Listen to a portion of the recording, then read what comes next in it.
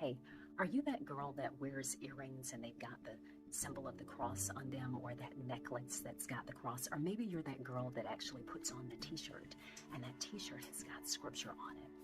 Well, let me point something out to you and how God had you in mind. If we turn to Numbers, the 15th chapter and 32nd verse, starting there at the 32nd verse, we can see where there's a gentleman that made a not so good decision to work on the Sabbath. And we know that the Sabbath was a time to be set apart.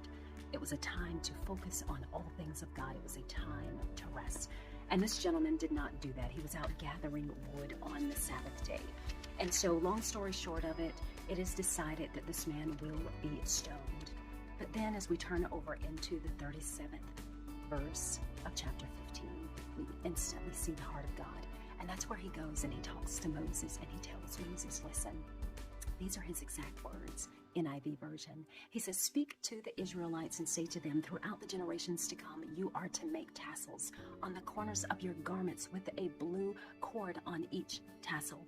You will have these tassels to look at, and so you will remember all the commandments of the Lord, that you may obey them and not prostitute yourselves by chasing after lust of your own heart and eyes.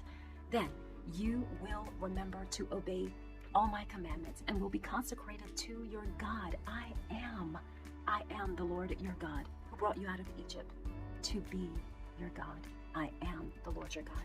And so you, girlfriend, you've got on these earrings and you've got on the cross and you've got the scripture on your t-shirt. It's equivalent to the tassel. See, it's about remembering God as you traverse your day. It's about representing God in everything that you do. And so the tassels were a reminder. So the next time you see that girl and she's got scripture on her cup, or she's got it on her mug, or she's actually got her cross earrings dangling, you will think about the tassels on the garments as God instructed the Israelites. Why? Because it's about remembering him.